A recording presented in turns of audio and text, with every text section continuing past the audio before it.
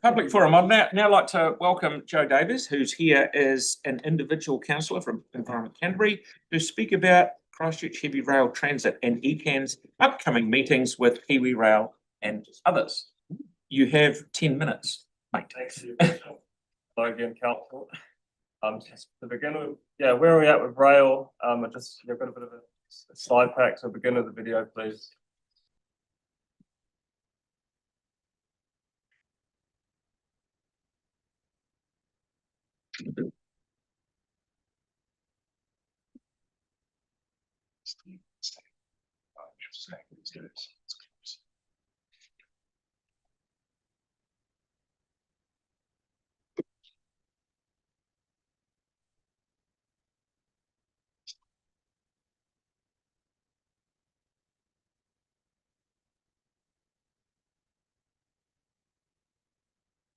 Well, good thing we got rates down to 5.8% increase.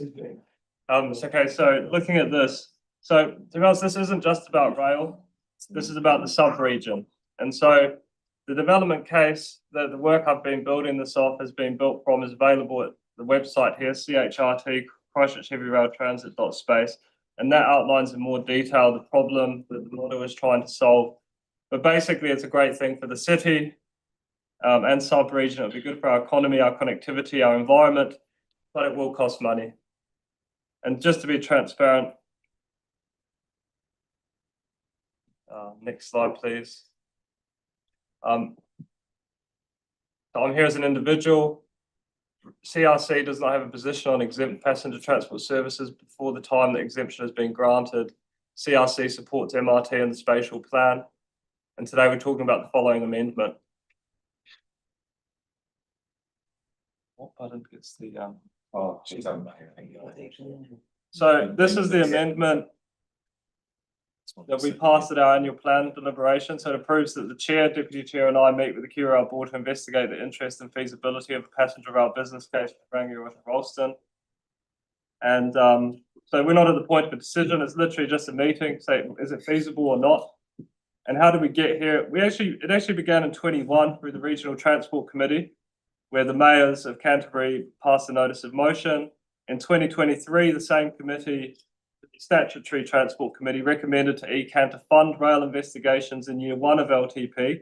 We decided in our LTP to fund it in year 2. This year, officers recommended to defer the spending out of this council's LTP into year 4, but then this amendment pulled the debate into a different place, which said, okay, we're not going to move the money back into this annual plan, but we're actually going to see if it's feasible in the first place. So that's where we're at. Next slide, please.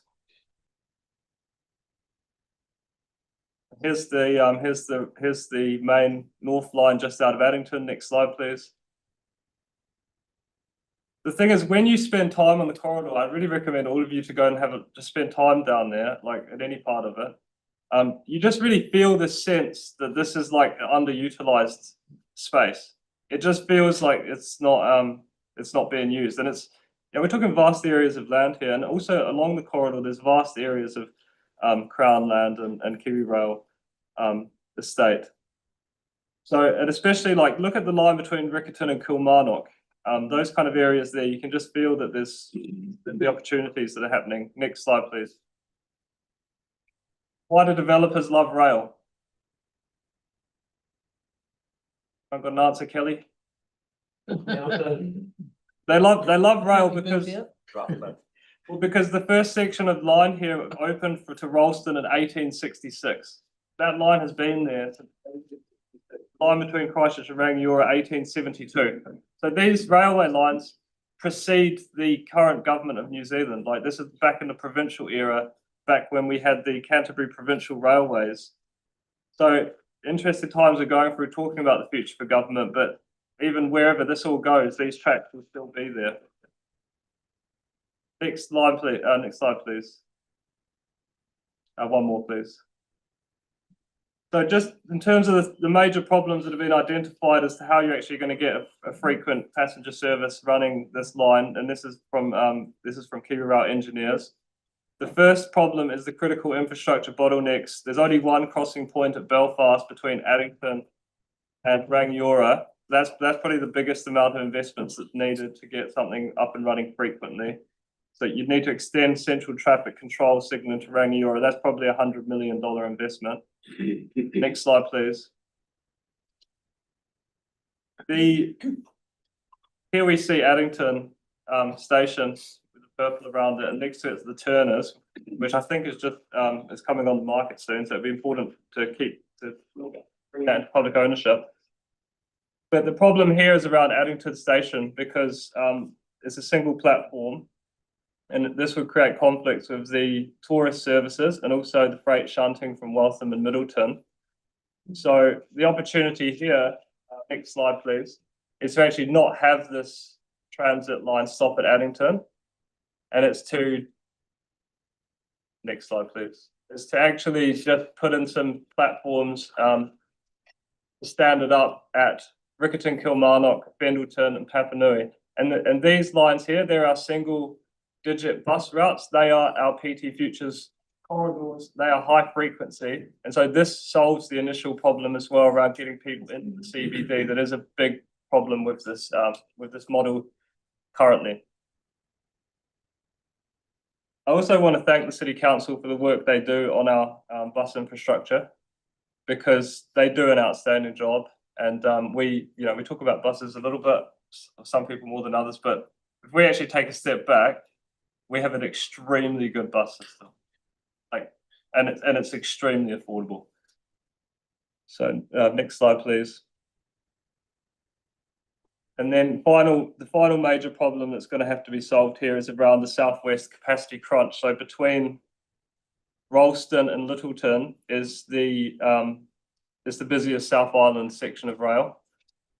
There's plenty of scheduled movement today, and the single track past Islington was removed in the 1990s during the privatisation period.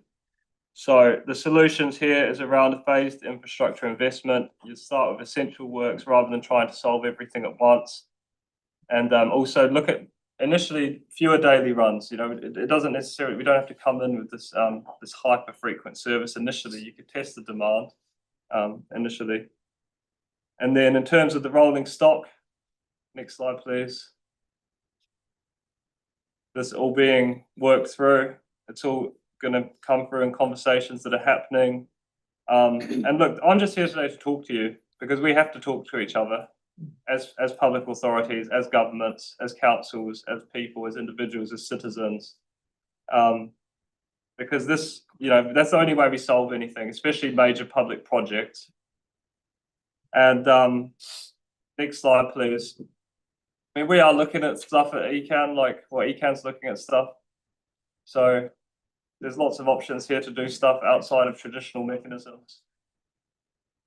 And then final slide, please. And I just want to say, the fact we're talking about MRT, the fact we're talking about rail, the fact we're talking about buses, I think that this is good for public transport broadly, because we're putting sunlight into it all. And I hope that it encourages people to go try a bus in a place you might not usually try one. And so for me, the whole ecosystem of public transport in the city and sub-region, and hopefully one day the whole region, it's all connected. We're not islands. And so, and so that's basically my presentation today. We want to work with you, and we want to be part of the reform, and I want to be part of the, all being well, so that we can make the city and region better together. Thank you, Joe. That's good. Very good. Jack, please. Thanks, Joe. I always appreciate your visibility when it was, in terms of from here. Initially, my question was, do you see this as being complementary or competing with the idea of MRT in the city? Because obviously the commuter rail, I get it from Rangiora and Oxford into the, clearly you do see it as being an alternative to the MRT. The business case said that the heavy rail along those corridors really doesn't stack up. I guess I'm keen to hear from you succinctly as to why this is the best idea when it's already been rolled out. Yeah, I mean, the business case didn't say it didn't stack up. It just said that the Belfast Hornby corridor was greater value proposition. It was a better investment in the long run. But it definitely didn't say that the Rangiora Ralston line wouldn't add huge land value increases. What it would do to the station centres, like there's still a lot of positives in terms of what it would do for the economy. But again, that is just a business case, right? And so, and also that there was quite a large capital cost on that. And I'm suggesting, and other people are suggesting, and who knows what's happening in the future, that there is a way to do this. Yeah, do it with much smaller capital cost. Thank you. Jared, please. Thanks so much. That kind of covered one of mine, which is good. So were you expecting City Council to pay for the infrastructure part? So you talked about some infrastructure costs there, and we usually do the PT infrastructure.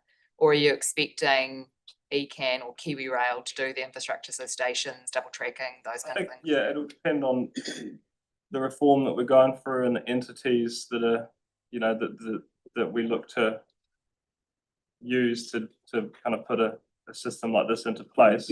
Because if we did it for our current PTOL model, then yeah, it would be City Council would, I guess, come to the party in terms of infrastructure. Okay. And have you looked at the Auckland example where people were expected to switch modes? I can't remember which track it was, but initially they had a system set up where people were expected to catch the train and then switch onto either another train or onto buses to get into that last bit to town. And it didn't work, and they didn't get the patronage until they were able to finish that line into town and actually have people arriving in town. Right. Have you had a look at that and what that does to like a potential model for actual getting passengers on board? I haven't seen that, but feel free to send it through to me. Right. But I will say, like, MRT is based on the premise of buses rolling from Belfast out to Rangiora and Hornby to Ralston. To start with. Yeah. And given that the MRT process was really thorough and it's been signed off by all 4 councils with only 2 votes against between the 4 councils, that it's been signed off by the Waka Kotahi board and is now in the top half of the projects for the National Infrastructure Strategy. Do you think the government's likely to support both or just one or the other? And I don't want to trash MRT, but where'd the $78 million of PT Futures go that was a precursor to MRT? you might like to ask, since you've raised that publicly, you might like to ask your staff who chaired the meeting when that funding was lost. Well, when that particular group said that they didn't need it anymore. I mentioned that to you earlier, so I don't know if you've checked with your staff or not. I mean, I've got the minutes from that meeting. I can circulate them to the members if they'd like to see them. Yeah. So CCC wasn't represented there. Well, I'll circulate the minutes. Yeah. 3 quick things. Have you looked at Darfield? So just as a thought, because there's so much filling going all out that way, I think that if we're going to look at, and I think it's a great presentation, Joe. I do think it's something we've got to look at in the future. So if we could look at that as well. I think one of the key things, it's kind of following what Sarah was kind of alluding to in Auckland, maybe we look at, I mean, the Eddington station is a joke. It should never have been there. It's just a secondary kind of half-assed thing. If we look at Morehouse Ave, there is land there. I think if we tied that in and looked at that tying in with the buses, I think that would be a real game changer to any of the planning, because if we drop people off in Eddington, what are they going to do? And so I think that's really important. The last one, I think it's for both councils to look at, and other councils, is if the government's going to bring in rates capping, what's the limit to our funding from then? Because we will be looking, and you guys will be looking at what is our core, and that's really what's driving this, the talk about or around rates capping. So that's going to be a whole different thing. Thank you. Thanks. It's great, Joe. Thank you. Appreciate it. And Pauline, please. Oh, actually, that's sort of what I was going to ask. That how are you intending to get people into the central city? Because you're finishing at Eddington there. So I agree that has to be some more infrastructure investment to bring them into the city to make it work, in my view. But I'd just like to thank you for your complimentary comments about the City Council's end of the partnership and the public transport not end our contribution. And I'd like to recognise Environment Canterbury as well for the way you stepped up and electrified buses and made them really comfortable. And we're doing our best to get the shelters and infrastructure in to make it an even better experience. So thanks for those comments. It's great to be working together, and thanks for coming and bringing these ideas to us as well. So appreciate that. Thank you, Joe. Good presentation. Thank you.